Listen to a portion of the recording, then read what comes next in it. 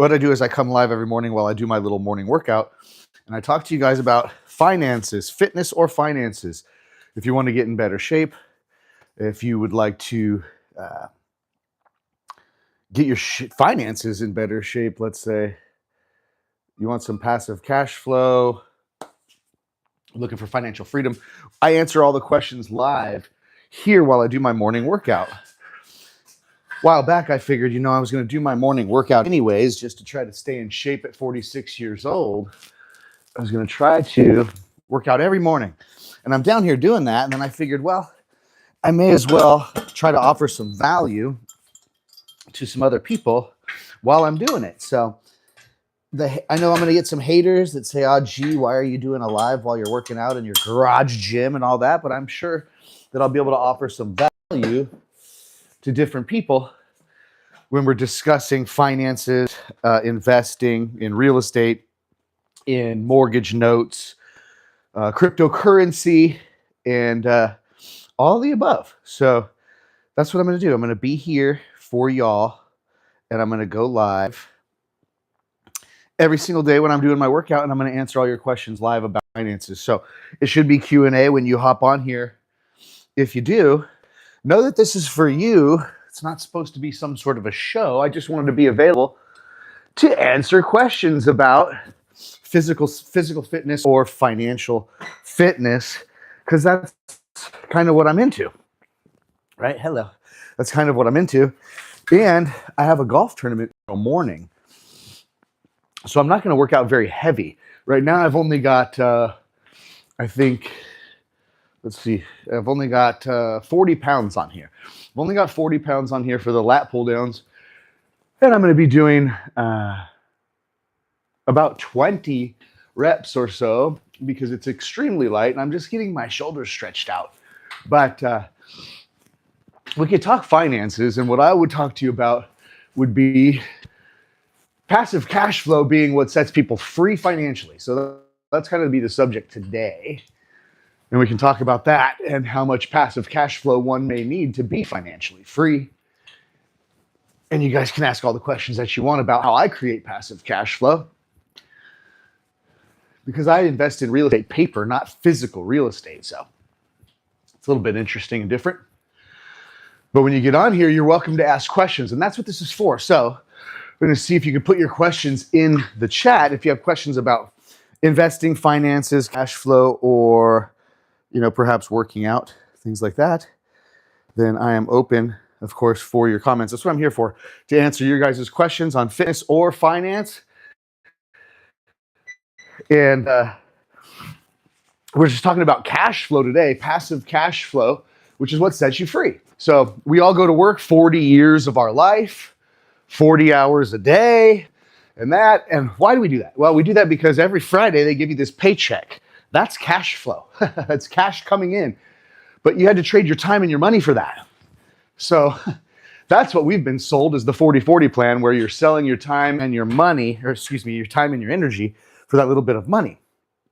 That's the cash flow we live off of, our paycheck. And so what I'm talking about here is passive cash flow that you do not have to go to work for. And that is what sets people free financially. Come over here, little camera. That's what sets people free financially, is passive cash flow.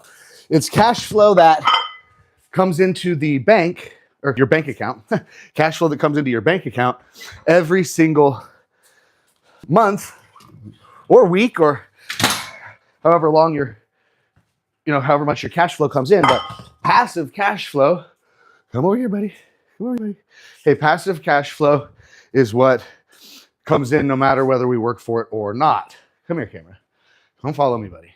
Come follow me, buddy. There you go. This camera's not very good following me today, but hopefully it will. So in the comments, this is for you guys in the comments, to go ahead and bring up something about cash flow. Bring up something about investing. We can talk cryptocurrency. We can talk real estate, mortgage notes, these kinds of things. But the passive cash flow is what sets people free financially. Just understand that. When you have cash flow, and it's not a lump sum of cash. I was talking about this yesterday. People win the lottery and they have $3 million in the lottery, and these people that win the lottery are broke again really quick. Like, I've seen that lottery show where it's like, we won the state lottery, we won $500,000 in the state lottery, and all of a sudden, a year or two later, those people are broke and they're claiming bankruptcy. And so you say, how could this happen? That'd be the greatest thing to win $3 million in the state lottery. How come these people then are not rich when they win $3 million in the state lottery? In fact, they have the same money mindset. And when they have the same money mindset, that means they don't have much financial intelligence. And you see like those people become broke quickly, even though they won $3 million in the lottery. A year or two later, they're broke. And it has to do with no financial intelligence. Number one, not knowing what to do with the money, to preserve it, keep it, and grow it. But there's no cash flow being created. So they go spend the money. $3 million is gone. There's no cash flow. So that's zero financial freedom. That's odd. Let's talk silver and gold being so high. Silver has gone up like 200%. Woo, hasn't it? Well, let's talk. Let's talk. Okay, when people have distrust in their fiat currency, okay? And all fiat currencies are meant to dwindle and be destroyed.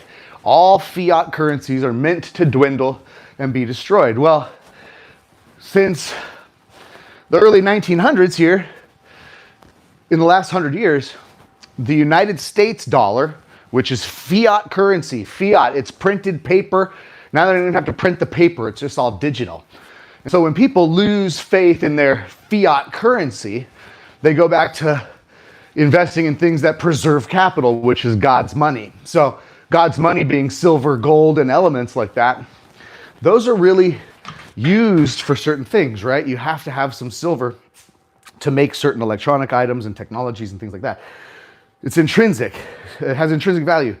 So our paper currency does not. So when people lose faith in their failing paper currency that's backed by nothing, people tend to invest into things that are going to be around and that have real utility, like gold and silver, copper, and these kinds of things. But yeah, silver's gone nuts. So thank goodness to the people. Thank goodness to the people that ended up buying up some silver prior to the explosion. That's for sure. Yeah, good on you guys for buying up that silver before the explosion, if you did buy some. It's wild. See some... There's a comment in here, but a different language. Well, hello from wherever you're coming in. I can't read that because I can only read in English and Spanish, but that doesn't look like either. But yeah, silver crushing it, gold crushing it. Now we've got the digital currencies coming up and starting to crush it, right? I mean, Bitcoin's been one of the best investments in the last 10 years out of anything, anywhere. And that's they're calling Bitcoin digital gold. That's our digital gold. But do you speak English? Yes, I speak English, obviously. Yes, English is my language that I speak, and I'm speaking it now. But yeah, silver, holy schmoly. What I always understand about investing in things, most things, is that when they go up, they come down. I listen to Coach JV a lot, and Coach JV likes to talk about how everything has a rhythm. Everything cyclical has a rhythm, like your lungs when they breathe in and they breathe out. A tide in, out. Stock markets and cryptocurrency markets do a very similar thing, right? They breathe in, they breathe out, they breathe in, they breathe out. Nothing goes up in a straight line ever. So I'm always just weary about when things are at their highest they've ever been. I'm weary about buying some because I know it's got to come back down. It's got to breathe. Can I buy you a Roblox, please? Roblox?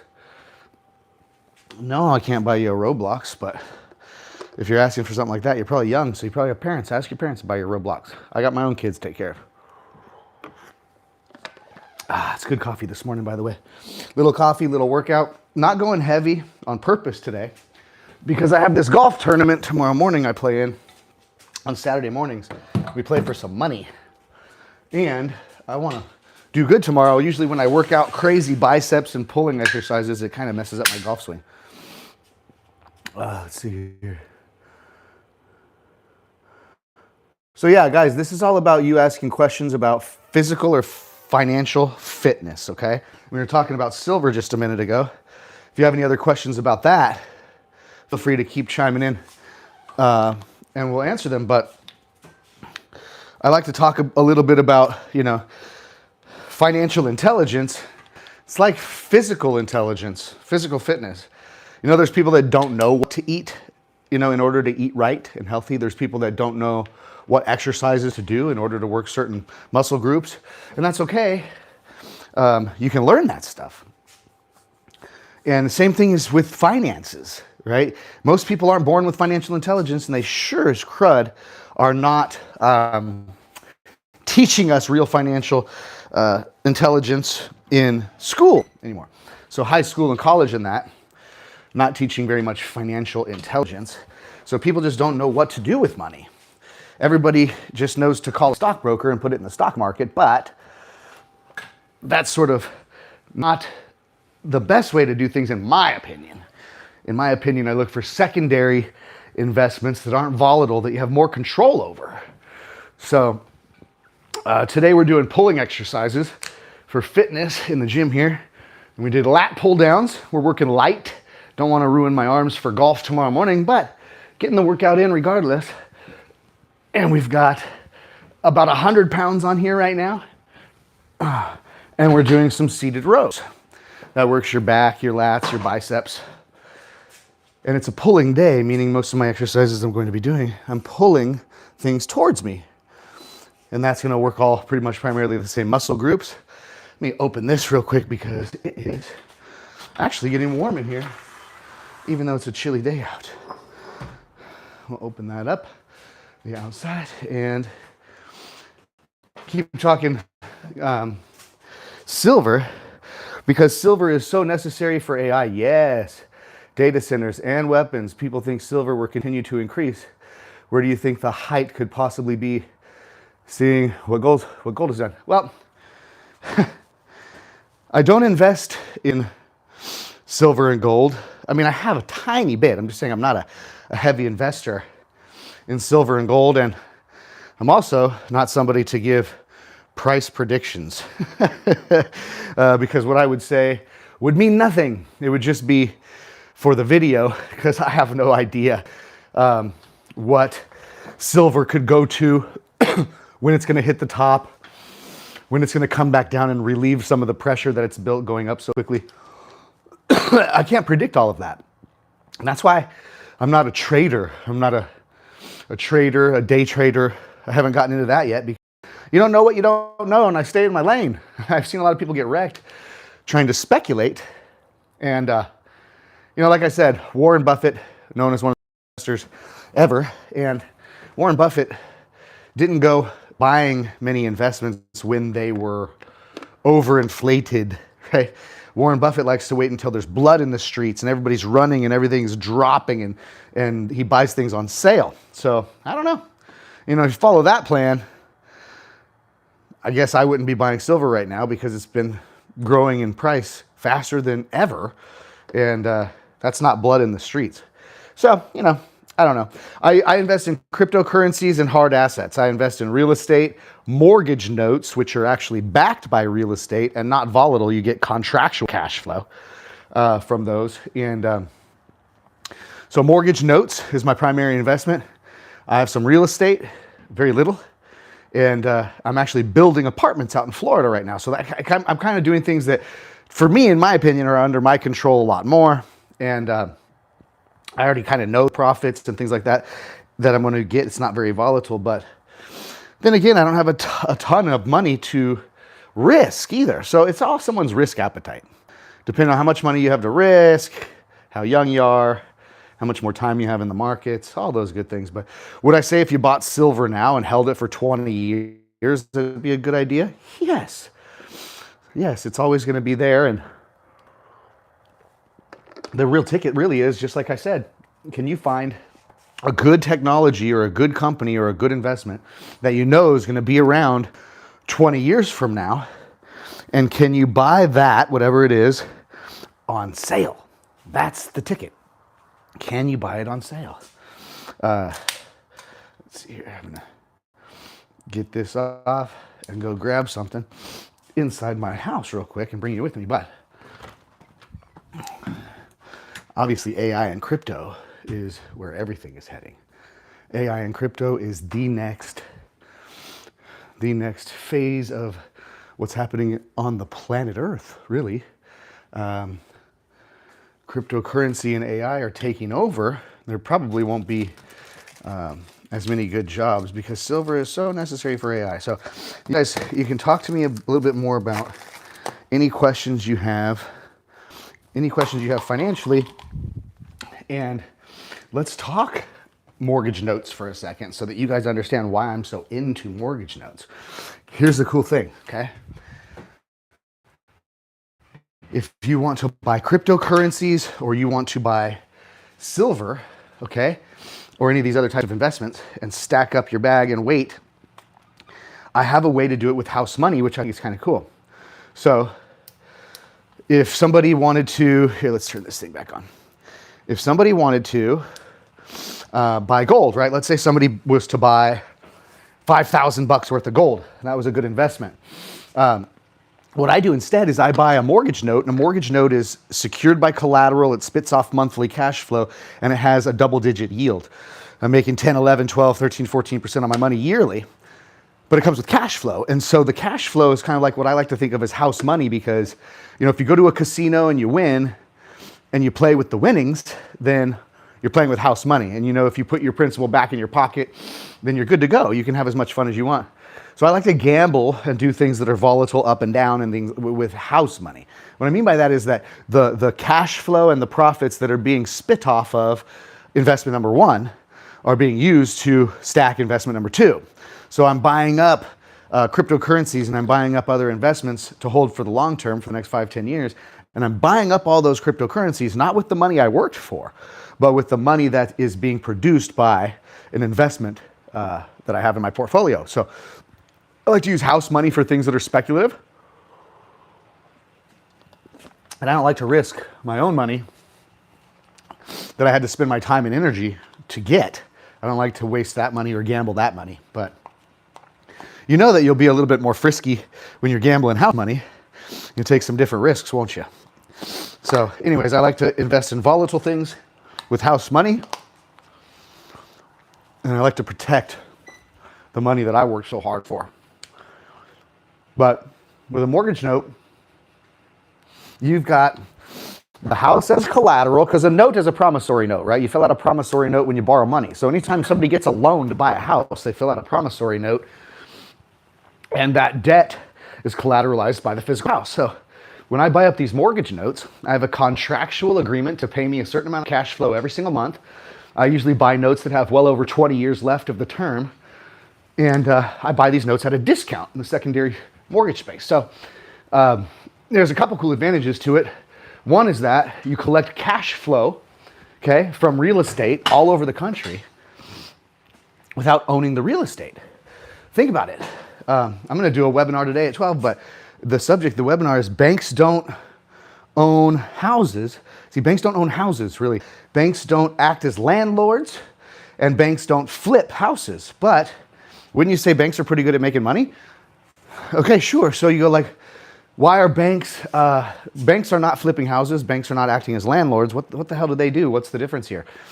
Banks own the paper. That's the big difference.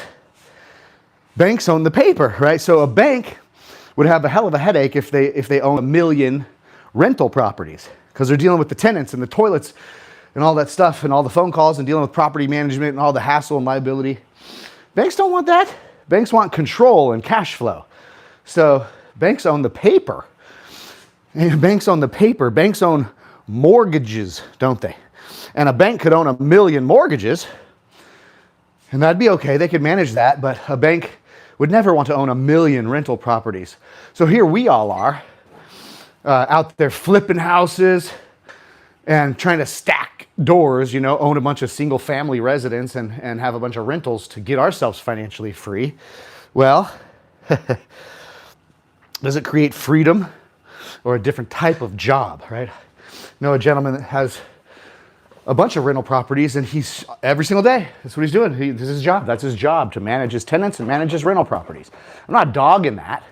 I'm not dogging owning rentals. I own, 1 or 2 rentals right now.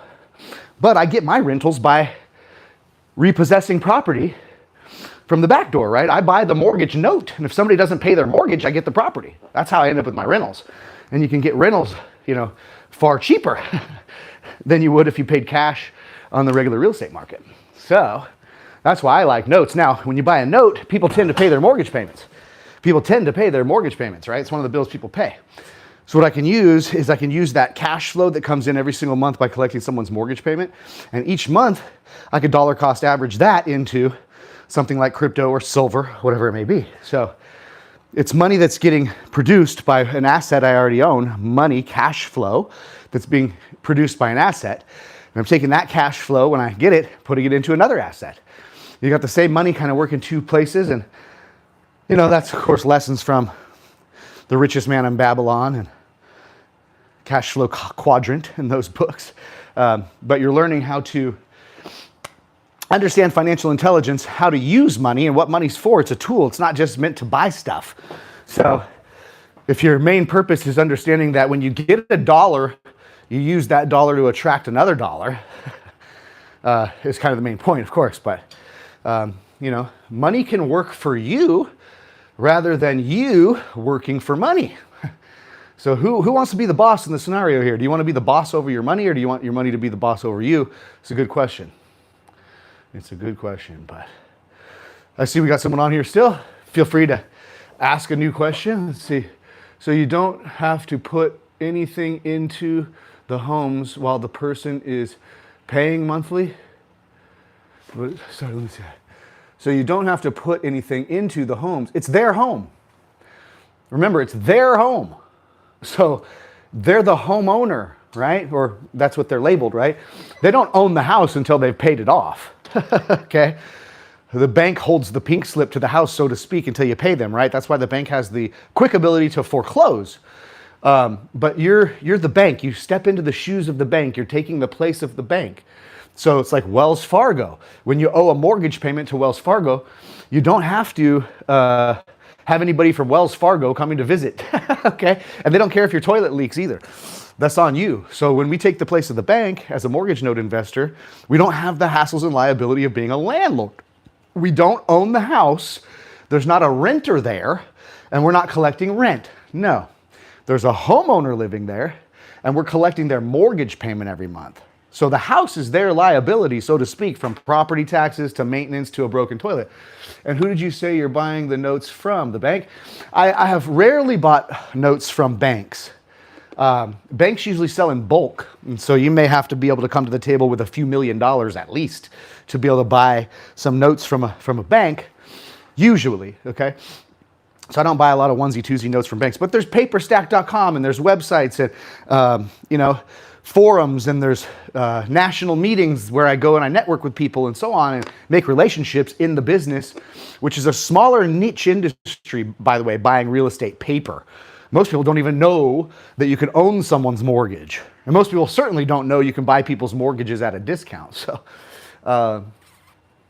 So anyways, yeah, I buy notes from a lot of different people. Fund managers, private sellers, real estate investors that use creative finance or seller carryback to exit properties and that. There's notes out there to buy, trust me. That's never the problem. I was saying this in yesterday's video. It's never the problem. The problem is, usually for most people, having enough money to buy the notes they see on the marketplace. So just like in anything else, like I'm building an apartment building in Florida right now, but that apartment building in Florida, it costs like $6.5 million to build the darn thing. I'm not sitting here steady with $6.5 million liquid in my checking account. Does that make sense? Nor are most people doing large projects. They have the skills and the know-how and the connections and the team and the vigor to go get something done. That's their value. And, most people, Donald Trump doesn't write a check of his own money to build a skyscraper. It's not how it works. The leveraging of other people's money is how everything works. Okay, when a company goes public on the stock exchange, they're leveraging other people's money. When someone starts a small investment fund, they're leveraging other people's money. When somebody does a joint venture partnership, they're leveraging other people's money. So one of the skills most people have to learn if they're going to be any good in real estate investing, or notes for that matter, is how to raise other people's money, for sure. Let's see. So what's your biggest risk? If you buy a note and then the person doesn't pay and destroys the property, and then you're stuck with a destroyed house to fix and sell. Somewhat of a good point. Somewhat of a good point. Let me run some numbers for you and you tell me what you think, okay? Because I was running these numbers yesterday, putting together a PowerPoint presentation, running the numbers yesterday. We're not originating the notes, remember. So this is somebody who had already been originated by a bank or a lender, and we're buying the existing note and taking over from there. So just hear the numbers out real quick. These aren't exact numbers, but I'm going to give you something that you can absorb here. If the house, somewhere in the Midwest, if the house itself that's acting as collateral is worth $200,000 in today's marketplace, in today's condition, the house that's acting as collateral is $200,000. Let's say the person living there owes the bank $120,000, and I'm able to pick that note up, the $120,000 worth of debt, I'm able to buy $100,000, because we buy mortgage debt at a discount. We don't pay dollar for dollar. So look at these numbers. If the house that's acting as our collateral is $200,000, owe the bank $120,000, and I buy it for $100,000. So again, I'm in for $100,000. The house that's acting as my collateral is worth $200,000, okay? And by the way, we don't have to foreclose either. I can do deed in lieu of foreclosure, cash for keys. And when some homeowner knows that their lender is willing to help them avoid a foreclosure and actually to pay them money to help them move and to help them keep the house in broom swept condition when they leave and so on, to avoid a foreclosure, there's all sorts of different reasons why we're in good positioning, obviously. We're in for $100,000. The house in today's values were $200,000. For it to drop 50% in value, they sure would have to destroy the hell out of it, and there are laws against that. Because remember, this is not a landlord situation. I'm the lender, and so there are rules where people can be sought after legally for those kinds of things. But again, I'm in the thing for $100,000, and the property's worth $200,000. So, and the biggest risk, well, if you buy right with those numbers, I'm telling you, there's not really much risk. That's why people think this is too good to be true. I thought it was too good to be true when I first got into it. But look, in those numbers, if the house is worth $200,000 that's acting as collateral, the person living there owes $120,000 to the bank, and we're able to buy that $120,000 worth of debt for $100,000 cash. You're in pretty good positioning, right? There's only three things. There's only three things that someone's going to do with their mortgage, right? Tell me if you can think of anything different. There's only three things that someone can do, a homeowner can do with their mortgage. Number one, they can pay it like they're supposed to, okay? Someone can pay their mortgage as agreed. And that means, hey, in this instance, if there's, say, 25 years left of a 30-year mortgage, and somebody decides to just pay that mortgage as agreed, that means if we take that mortgage note and put it in our portfolio, we're going to collect passive cash flow for 25 years, getting paid every single month on a certain specific day of the month. And we're getting double-digit yields because we buy these notes at a discount. So we could be making 12% returns per year with passive cash flow for 25 years in a row. Not bad. That's one. Number two, someone could pay their house off early, can't they? Someone can definitely sell their house, move somewhere else, or refinance with a different lender, right? In either case, as their existing first lien position lender, I would be paid what I'm owed, right? I would get paid off. But remember, we bought the debt at a discount. I bought the loan for $100,000 cash, and they owe $120,000. So as we collect monthly payments, we're getting cash flow, cash flow, cash flow. Someone's paying their mortgage payment. All of a sudden, they decide to sell the house or refi. We have to put together a payoff letter. Let them know how much they owe us before they can sell that house, right? Because we need to be paid off in full. That's the case. Well, that's when we collect our discount. So that ups our yield. And then thirdly, they could not pay. That's what we were talking about. They could not pay. Well, I'm in the deal for $100,000. The house was valued at $200,000 when I got into the note deal. I mean, you're in good, right?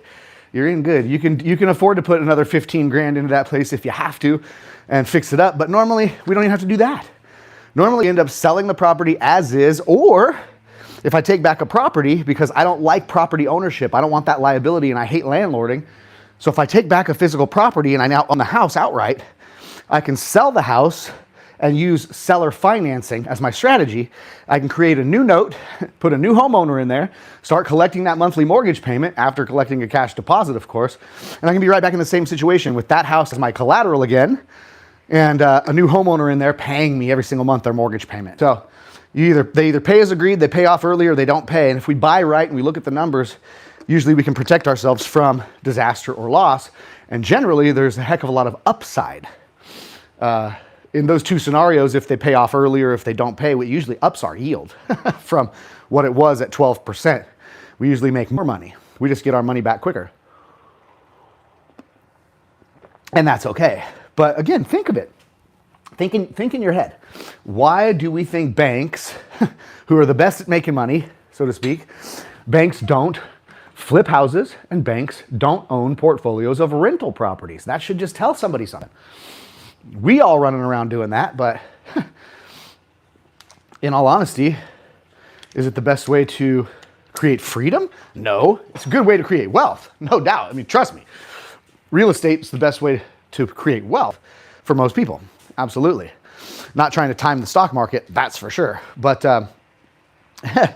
in that case, a mortgage note would be good for what? A mortgage note is really good for, let's see if it'll follow me. Here you go.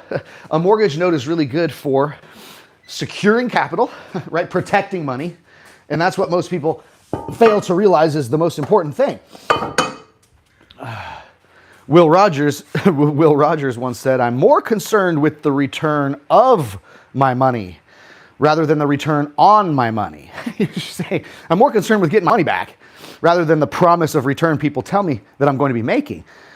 I'm more concerned with getting my money back, right? And so that's something that gets lost here is preservation of capital. Today's young investors are all about get rich quick, right? The meme coin era in the cryptocurrency market. Convincing people it was normal to make 100x on your investment. Well, that's not normal, number one. And number two, that's probably going away with this Clarity Act that's coming up. When they finally have clarity and regulation, all these meme coins and rug pull projects are going to be no more, in my opinion. The coins that have real utility, Bitcoin being digital gold, XRP being for pretty much everything, cross-border payments and all that, large transactions. But neither here nor there. I stick to my lane, and you should too. If your lane is the stock market, if your lane is gold and silver, if that's your lane and you know all about it, you study it, and you believe in it, then that is what you should invest in, okay? One of the biggest problems with investing is the intelligence part that most people forget. Most people invest into things because their buddy told them it was going to be a good idea. Isn't that right? Well, my buddy told me I should buy some of this, so I bought some. But then it went down. I don't know what's going on. You just didn't study what you're buying. You don't know what you own. That could be a problem. So I always consider that when people study, they come to their own conclusions. Isn't that right? Opinion. Don't go from your buddy's opinion. Go from your opinion and form your own opinions by studying. Studying what it is you're about to invest in. Make sure you understand the investment class. Make sure you understand what it is you're investing in and have a good conviction on why it is you're investing in it, okay? In that case, most people don't usually get wrecked. Most people usually get wrecked without any intelligence, following someone else's advice, not knowing what the hell they're investing in. That's one of the biggest issues with most people. So study. If you want to study mortgage notes, we teach it. I have Note Investor University. It's my school where I have about 100 students right now. We've taught over 1,000. But I teach people the paper side of real estate and how to buy the mortgage paper, to have the house as collateral, how to collect that passive cash flow like banks do, rather than create a second job for yourself as a landlord with a million properties to worry about. Go to noteinvestoruniversity.com, check it out.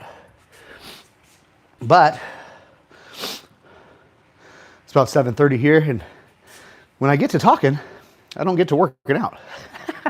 I usually get to talking more than I work out. So guys, I'm going to do this every morning, and I'm going to field questions. So or every weekday, Saturdays and Sundays are reserved for family. But Monday through Friday, I'll be on here in the mornings, and we'll talk like this. If you like the situation, hit the subscribe button, hit the little bell so that you'll get notified. Oh, no problem. I appreciate you asking and being a part of the live today. I love having somebody to chat with while I'm doing my workout here. I seem like I know what I'm talking about. Well, that's good. That's good. No, I mean, for the last probably, I don't know how many years, it's all I've studied is finances, world economics, fiat currencies, cryptocurrencies, and of course, real estate and notes, the paper side of real estate. So I've been studying, I started studying notes in 2018. So I suppose that's a good compliment. I thank you for that. And if you study things enough on your own, and you read and you ask questions, and you come up with your own conclusions, then you will know what you're talking about, right? Because you're not repeating someone else's information. You're coming from the heart of something that you know because you've studied and you understand it. So, don't go out there investing money in things that you haven't studied and you don't understand. There's a good pointer for today's call right there. Don't get caught following someone else's advice, because when crap hits the fan, you won't know what the hell you're doing. That's for sure. But we also have an investment fund, right? I mean, there's some people, and here's what we figured out. There's some people that are too busy. There's some people that are too busy to become an expert in some new asset class, right? That's what we figured out over time. So what we did, since we have a team of 8 people, and we've been buying notes, my partner since 2012, me since 2018, we've bought, I don't know, so many notes. Oh, hey, hello from India. What's up? Yes, I love India. Had a call with our India team. I have a team in India that helps me work on my businesses, and we have a meeting with them every Thursday at 6 a.m. Pacific time. So we had that meeting before I got on here. So I love India. And like I said yesterday, my friend Ankur, Ankoor, Ankur Patel, best buddy, Indian. But anyhow, thanks for coming in from India. But guys, it's time to finish this workout. It's time to get my daughter all ready. She needs to go to school, and we got to get back to reality. But every morning, Monday through Friday, I'll be here if you want somebody just to work out with. If you want some motivation just to make sure you're up and you're working out every morning and you want somebody to do it with, come on, join me. Or we're talking about physical, which is health, how to work out, how to eat right, how to lose weight, those kinds of things to get yourself in better shape. One of the conversations we can have here and questions I like to answer.